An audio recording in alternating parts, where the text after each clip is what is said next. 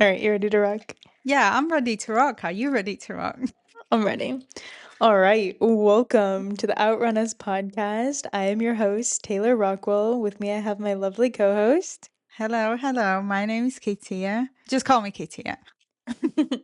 And with us today, we have a very, very special guest, Mr. Carlos Arana.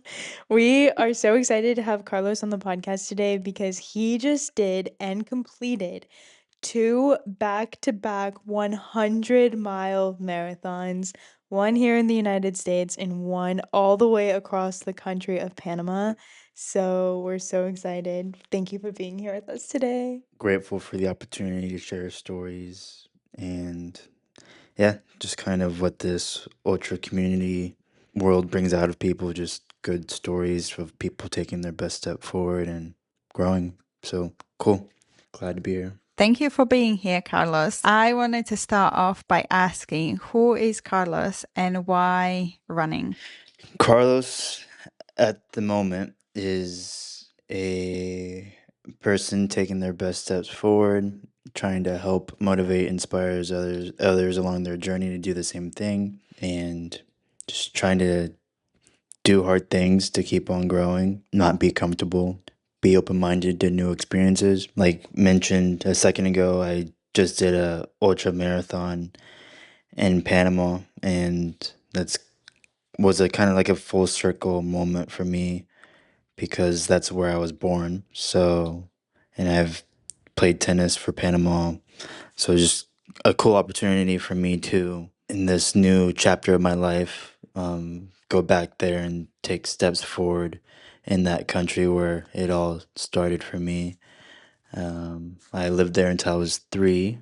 So, um, it's not like I grew up there, but it's still like a home away from home type of feeling. And I'm very in tune with the culture there, and just yeah, it's was a very like spiritually fulfilling journey. Yeah, before running, I played some other sports. I did pickleball and tennis. You ask who I am. I've been in a lot of different things, but right now I'm somebody who enjoys running and growing and helping others. That's really beautiful. But can you walk us back to the beginning of the first 100 miler? What motivated you to say, you know what, I think I'm ready to take on 100 miles? For me, like realistically doing it is just like it's a reflection of your habits, a reflection of how you talk to yourself and how you carry yourself, how you believe what's possible. At the time, like I didn't believe like I couldn't do it. I had every little bit of belief that I could go that far. I was putting in 100 miles every week for a few weeks, and the year prior, like ran almost 3,000 miles throughout the year, and it just like build up a practice of how I show up for myself. So like in tough moments like mile 70, 80, I didn't have a fear of not showing up for myself and quitting on myself due to practicing um, showing up and taking my best steps forward on days that I didn't want to. So yeah, just being able to run every single day for a year straight, and some the following year, I signed up for my first 100 mile. I think it was February 7th. Just last second thing, kind of my style, just to not put so much pressure on something and like overthink the experience. Just yeah, I signed up like the week of or maybe the week prior, and yeah, just it was an opportunity to do something difficult and see how my body responded. And I signed up for the second one before signing up for the first one, so it was just kind of like a way to just to prove myself that I could do it. So when I went to a new country to do it by myself, I wasn't as much in the unknown in those dark moments. And for those who are listening who listened to the past week's episodes, or if you follow me online, Carlos is the one that I paced the back half of his first 100 miles. So I ended up pacing 50 miles with C on your first 100 miler. So, how was the experience between having a pacer the first time versus not having any pacers the second time? A lot more quiet. No, missed out on the mile 50, 60, 70, 80 videos. But yeah, it was I mean, I kind of didn't really notice it for a good part of the journey cuz like my mind's so like wrapped in like just the present moment of that journey and just trying to like take one more step forward. It was not easy starting off that second 100-mile journey due to mud going up past my knee at times. And yeah, just the conditions of that second one was not exactly what I expected. So like all I could do was just like try to be in the present and not think of how many more miles of mud I have to go or I have ahead of me. And then like I ran with somebody else for a majority of the time, like another runner. Doing that event, we shared probably it was one or two guys, and we shared probably in total like 70 miles together. Just supporting each other and making sure we don't get lost because it was not the best marked course, and you're like going across jungle and these weird paths at night, so it's just like easy to miss a turn. Like one of the guys, he took off ahead of us, and there was this river that was flowing pretty hard. And this is like probably 2 a.m., so it's pitch dark out there in the jungle, dirt roads, well, muddy roads. And he starts crossing the river, but the spot where he needed to turn was just like 500 meters behind him, and or like maybe like a football field behind him. And he started crossing the river, and it started going up to like past his waist, up to his chest, and then he's like, starts screaming to see if like there's other people around, because like he like at that point he's like, I don't think this is the route, because like I'm like in chest deep water right now. Um, so he starts screaming, and then some other runners like go up and to like where he's at, and they find him and like, yeah, this isn't it, it's back here. Um, so it's just like, yeah, easy to get lost out there in the pitch dark on a course that's not super well marked. Just easy to miss a marker, miss a little flag. And yeah, if you're truly by yourself doing this, it'd be kind of a scary journey just because you wouldn't know exactly what you're running into. Saw wild horses out there, wild dogs, abandoned cars, gunshots. And yeah, all you can do is smile and try to keep on moving forward. So yeah, every like 10K or 7 to 12 miles, there'd be like a little aid station. And then there's like three big ones along the course where you could like sit down and actually like eat something solid. So yeah, just like the community of people in that event, what helped me get through that, compared to the first one where it was just my pacer for the most part helping me get through it. Both of them would have been tough on my own. So yeah, glad for to have a community of people who are there to support, and that's kind of like another thing about what this running world brings out. You can really see who's like there and supportive for you along your journey. And sometimes it might be a stranger. First off, I wanted to ask you, did you get lost at any point in the second 100-mile race? I did get lost. So like mile 90, I like fresh off taking a number two, fresh off taking a poop in the woods. Um, Was that the one that you got to wipe or not? yeah, I didn't wipe on that one. It was out of wipes. My support only packed me 2 wipes for the whole trip. So yeah. Note to self: make sure you bring more than 2 wipes for 100 miles. But yeah, mile 90, I really told myself like you control how you finish, like you dictate this experience. And the group I was, or the one of the two guys I was running with, got a little bit ahead of me, and like at that time, it's just like, I mean, we're all hurting, but at that time, it's just like for me and my feet, I could feel like blisters and stuff coming along that haven't popped. Um, Toes like starting to hurt a little bit, like the pinky toes, just from being in a shoe for that long, 30 plus hours. But I started taking off and doing like miles around 10, 11 minutes. And Which at mile 90 is very impressive to do a 10, 11-minute mile. yeah, like I started booking it, and yeah, just so present in the moment and like not really thinking about the pain, because like, I mean, it's just pain, it's just temporary. Like you control how you finish here, and that's like what's important, and like reveals more about my character. So it's just like a practice of that.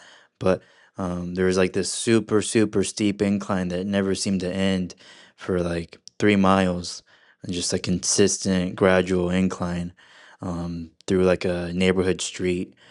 And once I got to the top of the incline, like I thought, like, oh, okay, good. I'm like done. Looked at my watch.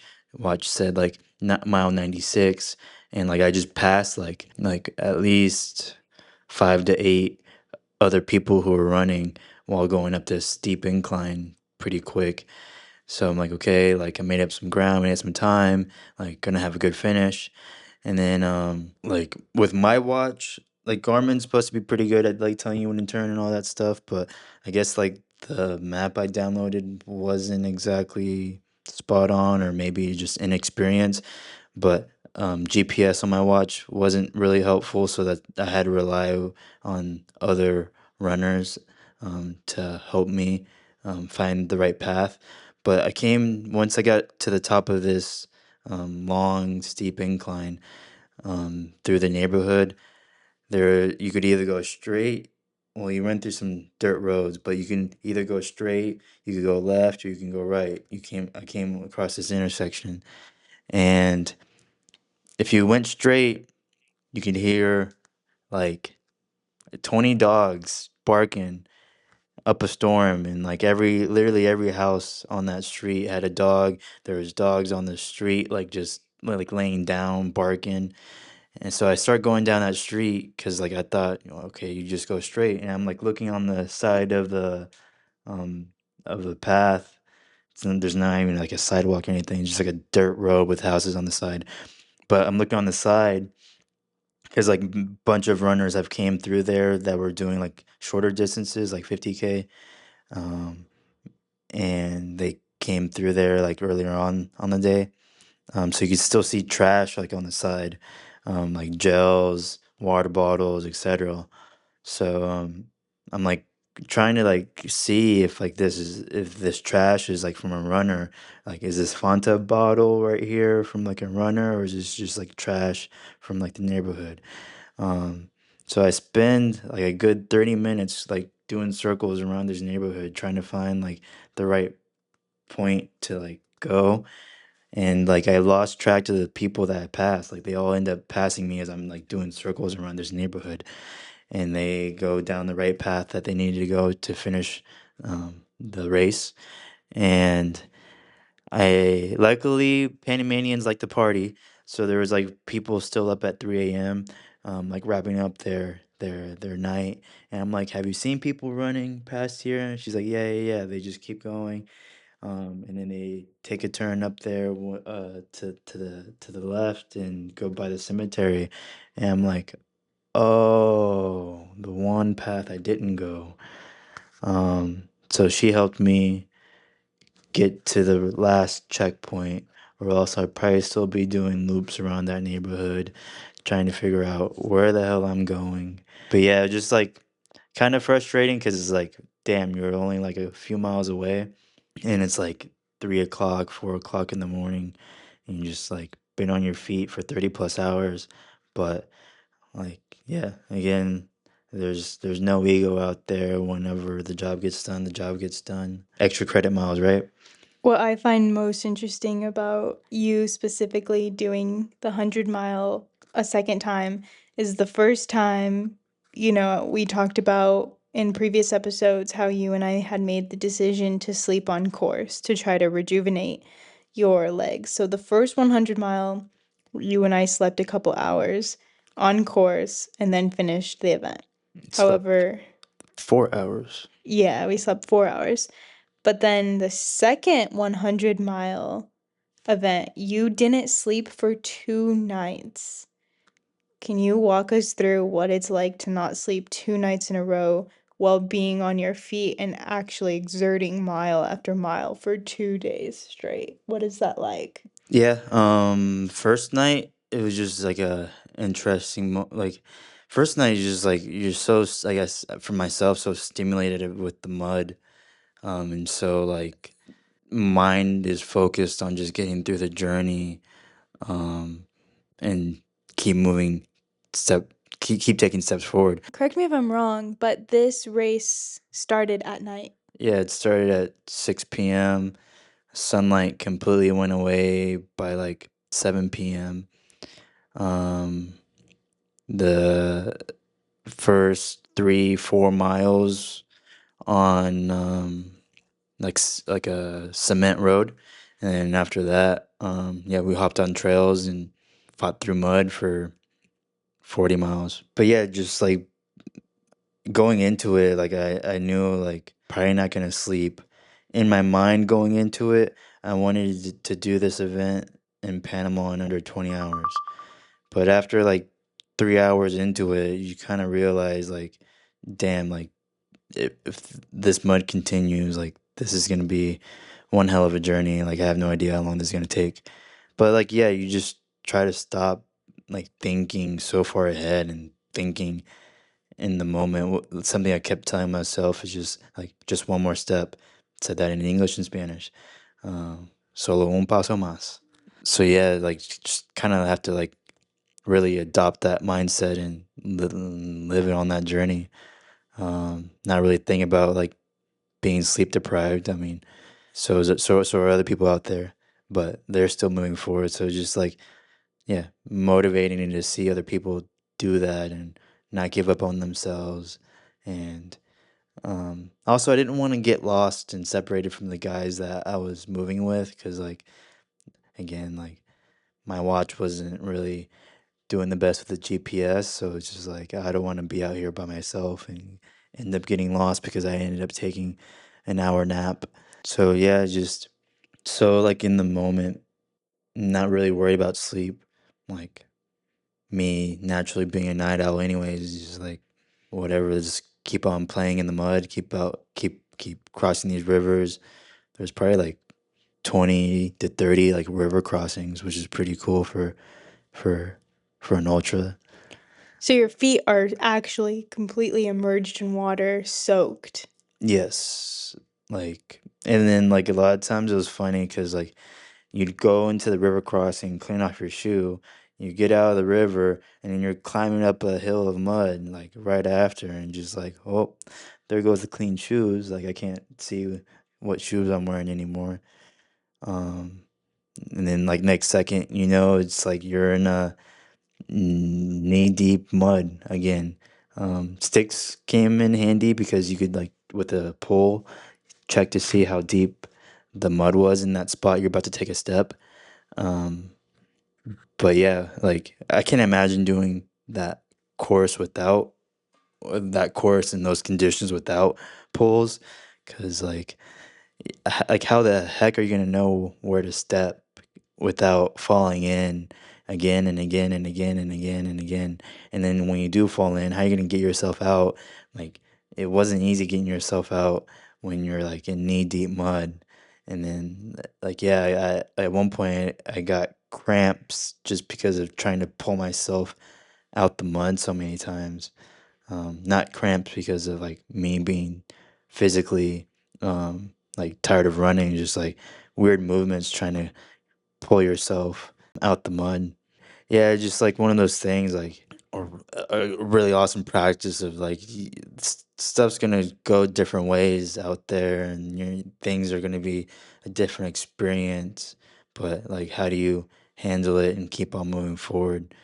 Um, So just a lot of like reflections and life lessons that were reminded to me along that journey. Because like, yeah, it would have been so easy to give up, and stop after a few hours, being like, I can't. This isn't runnable. Like, what am I doing out here? It's like pitch dark. There's like gunshots. Like these aid stations suck. Yeah, 25% of people, by the time they got like 30 miles in, chose to DNF. So like the course humbled a lot of people for sure, but the ones who went through it definitely grew a lot internally, spiritually, mentally, and physically, I'm sure. A lot of uphill battles, 16,000 feet of elevation. But yeah, it was the hardest year they've had for that course, is what the race director said. And Panama's getting a lot more active, it seems like, from my previous trips down there. But they had like mountain bikes or like ATV races going through those same courses. So like that, I also like dug up a lot of loose dirt and made the mud for the rest of us running a bit tougher. Yeah, you asked like how I managed to sleep. Like I didn't even think about it, honestly. Like just kept on moving. It wasn't really on my mind, and I just wanted to keep on moving forward. And at some point, get to the finish line. Once I got to the finish line, then yeah, like I completely crashed. Ate a free cheeseburger and French fries, and then within like 10 minutes after that, was snoozing on the beach.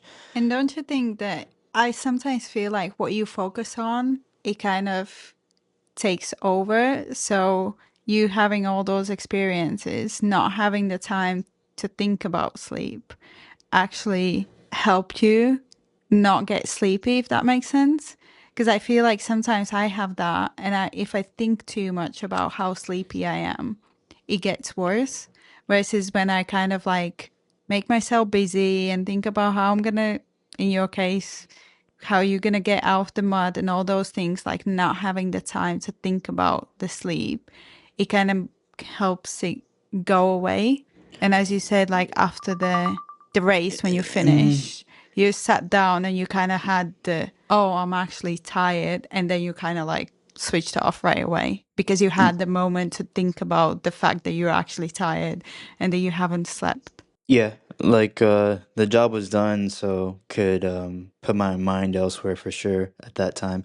But it's yeah, like the whole time it's just like consciously aware of your thoughts out there, because like it's dark, it's lonely. Yeah, you might be running alongside somebody, but it's not like you're yapping and talking and telling each other how great this is the whole time. So a lot of it is still silence and just in your own mind. And maybe like the person's like a few feet ahead of you or few feet behind you. So yeah, you're not like literally like tag teaming this journey together. It's just yeah, like we didn't tell each other, yeah, let's keep on running with each other the whole time. But back to the mind, it's yeah, just interesting like how consciously aware can you be of your thoughts out there, and like where do your thoughts go? Because if you're aware, you can control where it goes. I chose not to let my mind go towards being tired, because, like, I mean, that's gonna happen on a 100-mile journey.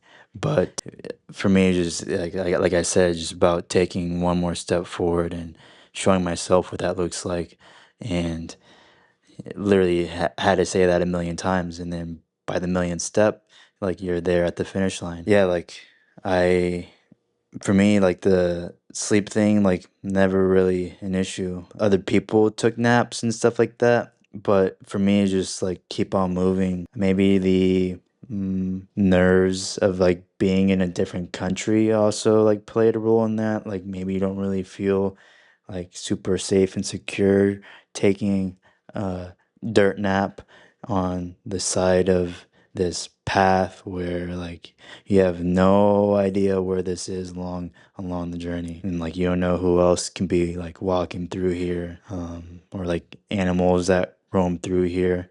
Did see a few snakes out there, like a few coral snakes. So yeah, those aren't too friendly. Those are poisonous. So yeah, just with like the whole environment and the conditions, like I definitely wasn't going to choose to sleep.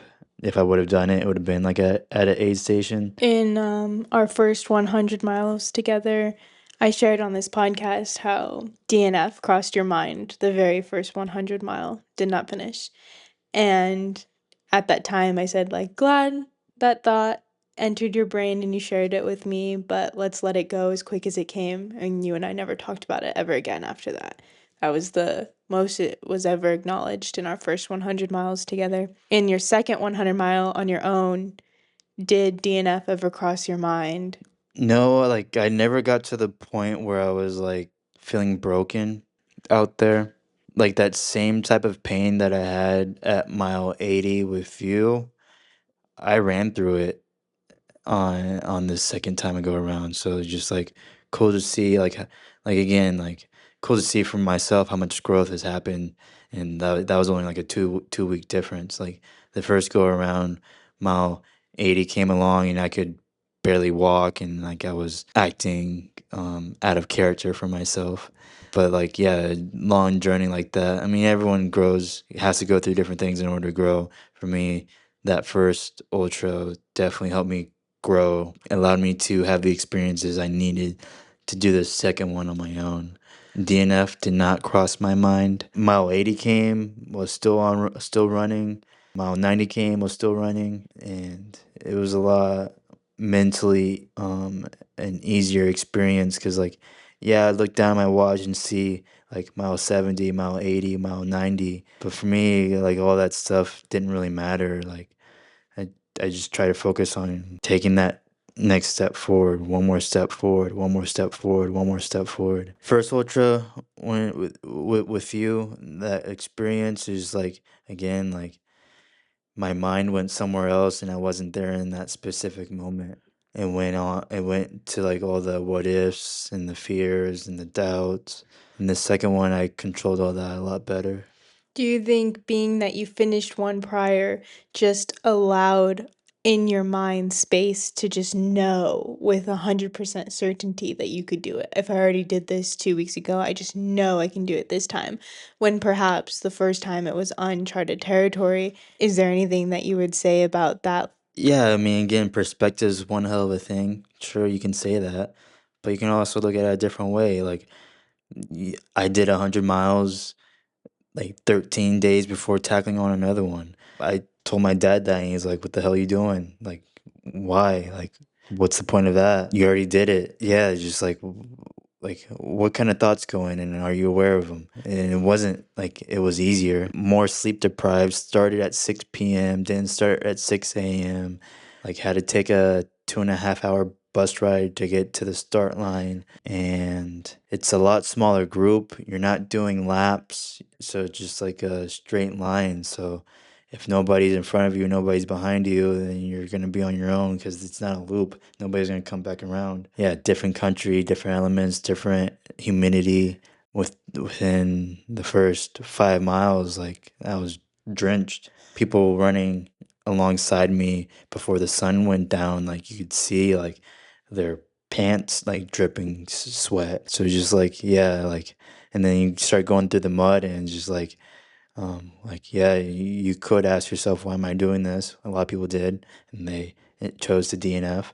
But yeah, it's just all perspective. I told myself like I needed to do this in order to grow, and like let's do this with a better mindset than last time, and let's not have the doubts and the fears that we had last time. Let's overcome that. So yeah, the whole journey, I didn't have any doubts about finishing and chose to think more positive mindset, more chose to think in a more positive way. It's interesting how people, you know, when you say to people, I'm going to run 100 miles, and then 13 days later, you say, I'm going to run another 100 miles.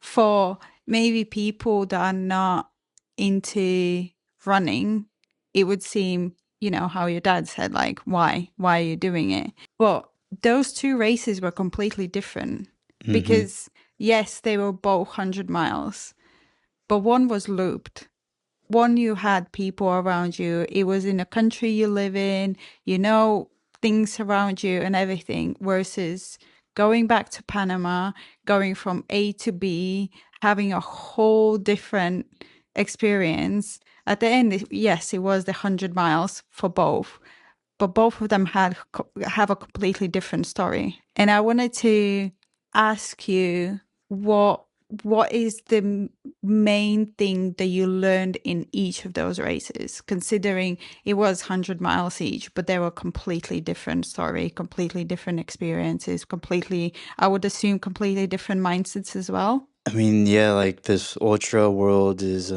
interesting world. It's just like at a certain distance a lot of times. Yeah, like how do you talk to yourself? What kind of things do you talk to yourself? What kind of support do you have around you? Assist you in taking steps forward? Yeah, it's way more mental than it is like physical, a lot more spiritual than it is physical. So just, yeah, like first go around, what did I learn? Main takeaway. Something we shared on that journey, like a message, was just like, we can do it. We can do this. Yeah, we probably said that at least 700 times. We just would repeat it back and forth. He would just say, "We could do this." I would say, "We could do this." Time would go by. "We could do this." The other person would respond, "We could do this." Yeah, just like once you realize words do have power and do have meaning as long as you speak with intent, whether it's to yourself, whether it's to a friend, whether it's to a partner, whether it's to um, a stranger on the street. Words of encouragement go a long way. So just like, yeah, first 100 miles, like, yeah, in the dark when you're by yourself, or in the dark when it's just you and one other person, it's just like what kind of energy is there to keep the flame lit and keep the flame burning inside you, to find that why and find that purpose to keep on moving. Yeah, because when you're tackling that kind of load, like sure, there's many people out there that can physically do it, but being able to mentally do it and be with your mind is a different story. The second one, biggest takeaway, is not to look at the task and look up and be like, damn, like I got a long way to go. And like you may feel like kind of like uncertain on how you're going to get to where you want to go, but if you have faith in yourself and the process and the journey that you're taking, uh, things will work out. So not getting so caught up on like, dang, like I have 90 miles to go, I have 50 miles to go, I have 40 miles to go, I have 20 miles to go. I just have one more step, just one more step. And that's a message I shared with other people along that journey, and it helped them for sure.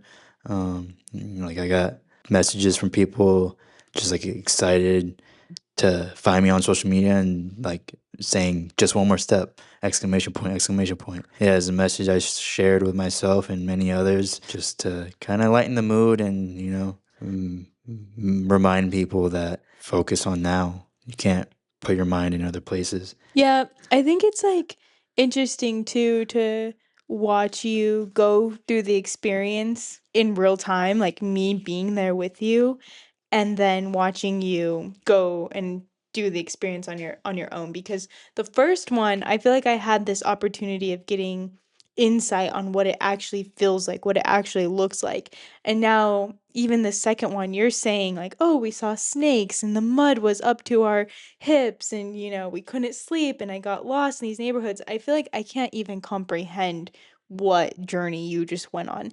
And remind us, what ocean did it start and what ocean did it end in? Started in the Atlantic Ocean, in Panama, Caribbean Ocean type of water.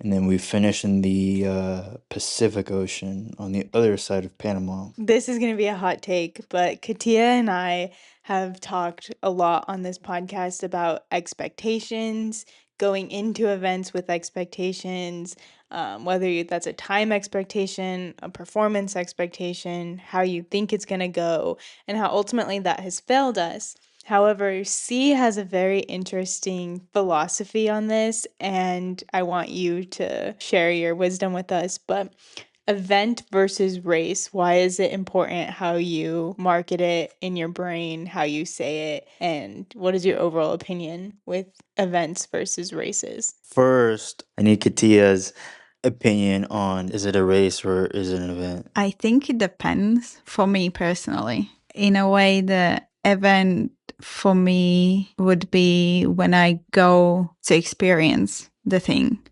versus a race would be when I want to achieve a particular time goal. So that's the difference.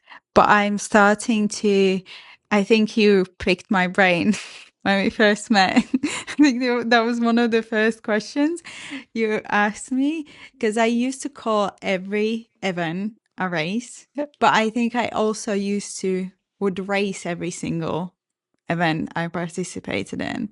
Not anyone else, I would just race myself kind of. But now I'm more thinking about how different things are for me when it's a race versus when it's an event. Because I did my ultra recently and I would classify that as an event because I went into it just to experience and just to see how it's going to go. Versus when I did my park run recently, I did it, I classify as a race because I actually tried to get a certain time. Life side quests might have to be to like change the language for these things to go from races to events. Yeah, for me, it's always an event, needs to always be an event, regardless of the environment, the venue, whether this is on a track, whether this is on a trail. Just a lot healthier approach overall, especially for like mental health and being aware of like your mental state and not putting so much like unnecessary expectations and pressure on yourself to perform a certain way. Because I mean,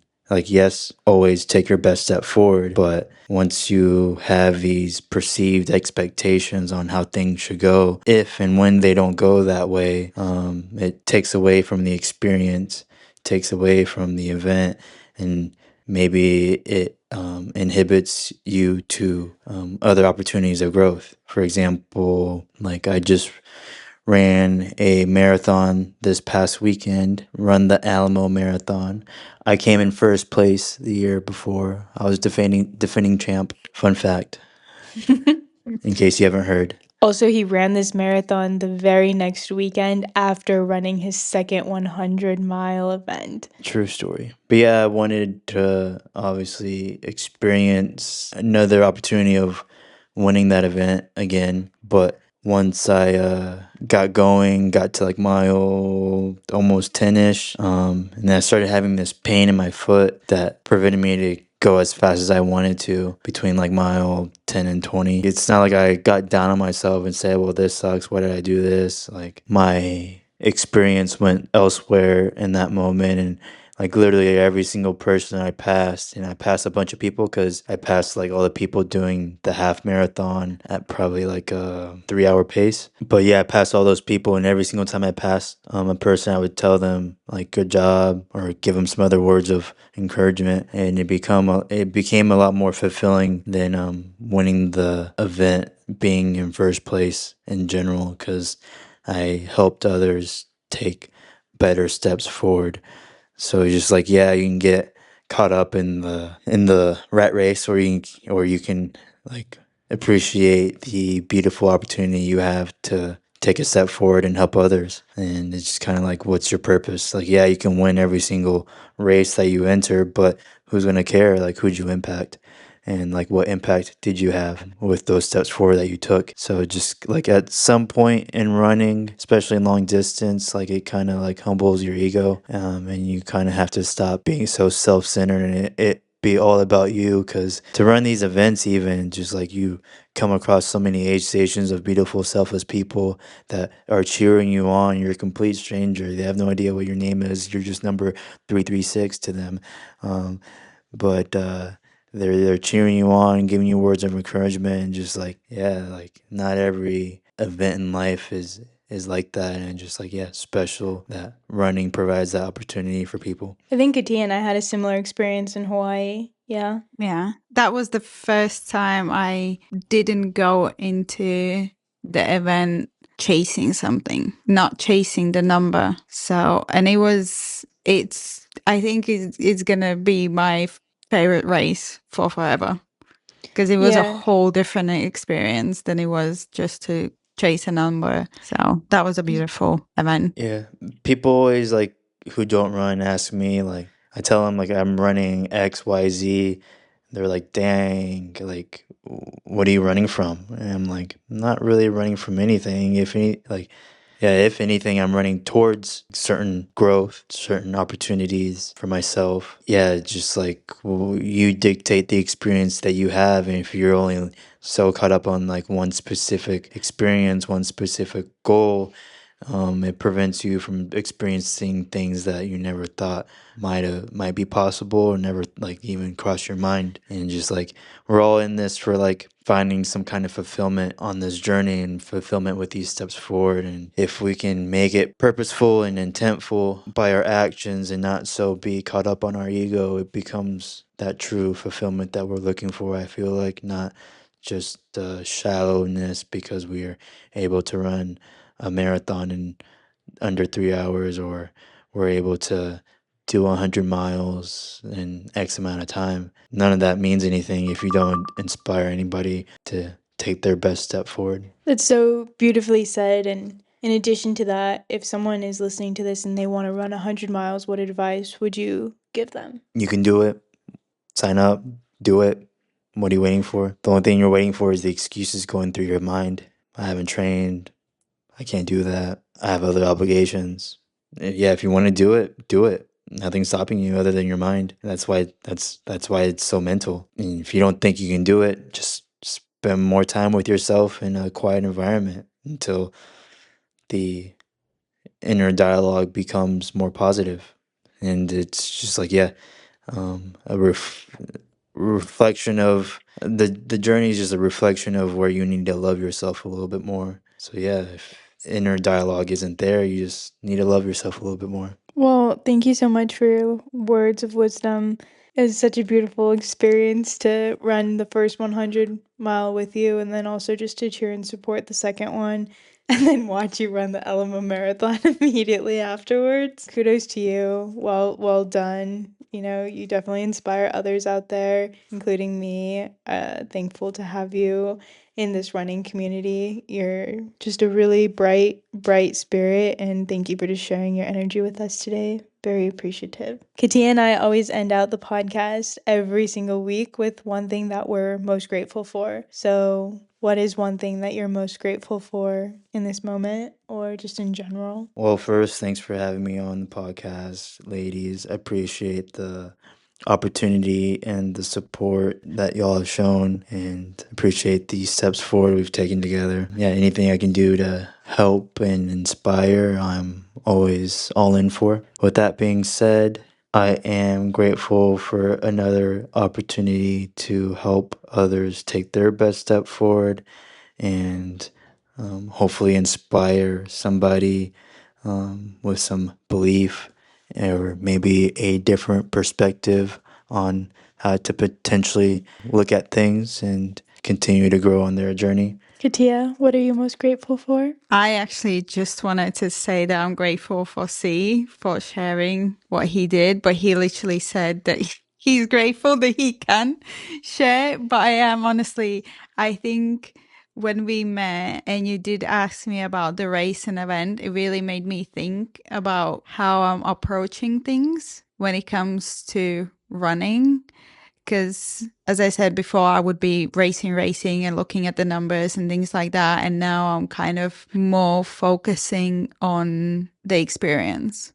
And I think that came from that conversation. So I'm grateful that I had a chance to meet you and you picked my brain on something that I might have got to the point to start thinking like that, but having you and picking my brain definitely helped me realize that maybe the way I'm looking at things wasn't, I don't want to say the right way, but I think I just had a very narrow look at what I was doing. Whereas now I'm more expanding my surroundings and looking at things a bit differently. So I'm grateful for you sharing your experiences and, yeah, coming on the podcast. I agree. I think I'm most grateful for you, Katia, and for you, C. You two are my daily runners, my main community, the two people who really are tracking my miles, tracking my progress, tracking my energy, checking in, really making sure that I'm trying to fulfill the best version of myself. I've had moments where I felt like recently I've been struggling some, but nonetheless, like still showing up for myself. And it's a lot easier to show up for myself when I'm surrounded by people like you who are also on the same mission, doing their best, and nonetheless, very grateful for the little trio, but also just the whole running community in itself. But because you guys are my main community, just grateful. And also just grateful that I was able to pace the 50 miles with you and be on the journey, get some experience with the 100 miles. And I hope to do 100 miles myself here soon. Will you pace me for that coming up? Without a doubt. Where can everybody find the first place Alamo Marathon winner, the back-to-back 100-mile champion? You can find me on a trail near you, running with an Australian Shepherd or a 5'1" blonde-headed. What about on Instagram? On Instagram, Carlos Arana 13. Strava? If you want some motivational reminders or to look at some cute dog pictures, I got you. Strava, Carlos Arana. We will put your social media in the show captions if anyone wants to grateful, so find beautiful. Carlos for the motivational quotes and the cute dog pictures. No. Well, thank you so much for listening to this week's episode with your host, Taylor and Katia, and our guest host. You're our first guest host. What an honor. Yeah, our first guest host, Carlos Arana. It was a pleasure having you on. Really do appreciate it. And we'll see you guys on the next episode. Bye. Thanks for having me. Bye. Pleasure. What? Bye. Let's rock.